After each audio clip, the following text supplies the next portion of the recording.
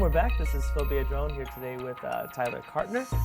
My next question for you is about specifically your latest project. I understand you're working on a television show. So if you can just tell me what role you're playing behind this production and how it's been going so far. So far, so good. It's I came in. It's a show for Nickelodeon called "Take Me to Your Mother," starring Andrea Rosen, and it's about a mother who is asking different people about how to raise her son.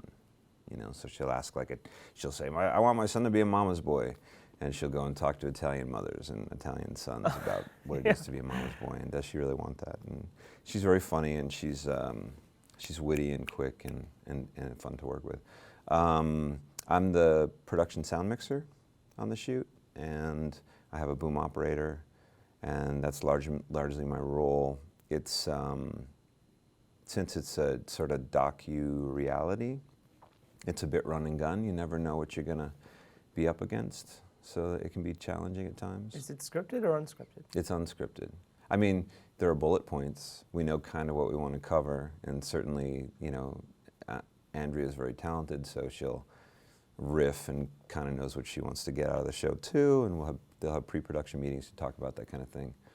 But it's just the nature of it. I mean, one of the episodes we did recently was at a car race track. And so, you know, sounds for like me, a nightmare for sound. Oh my God! So as a sound mixer, literally, we were right next to a freight train track. There was an airport on the other side, so there were single prop planes flying low. Excuse me.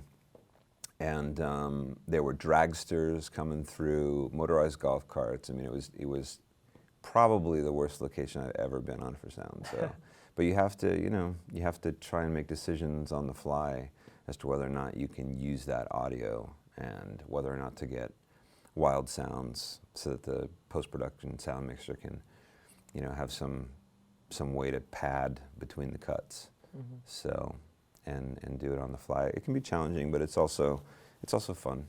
Is it more challenging, you think, to grab the sound from unscripted versus scripted material, or does it matter to you at all? Are you talking about just in general as a production sound mixer? Do I enjoy narrative work versus? Well, I would say if you're grabbing, you know, some unscripted lines from me, you never know when I'm going to go off on a long tangents, how long you should be recording, my levels go up and down, you know. No, it's kind of the same in a sense, because if you're recording narrative stuff, you know, you're an actor, so you know that your performance isn't going to be the same from one to the other. So if I get, for example, I do a sound check with you before we go, and I try to tell you, you know, kind of give me about how loud you're going to be, and then you get in the scene, you're heated up, you're emotional, whatever, and you may shout. You didn't shout before, but you may shout. I have to be ready for that as a sound mixer.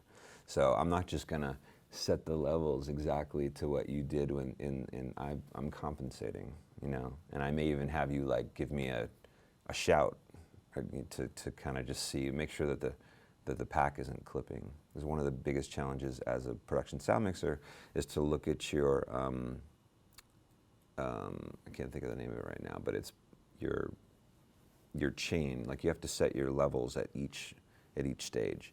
So the mic can clip itself, like the diaphragm can actually distort. When you say clip, what exactly does this mean? Oh, okay. So clipping is distortion that's introduced when a signal is too high, an amplitude of a signal is too high. So if you shout, let's say you're wearing a pack and a wireless transmitter, and you yell, okay, and I've set the gain, that's gain stage is what I was looking for. And you set the gain on the pack to a certain level for speaking.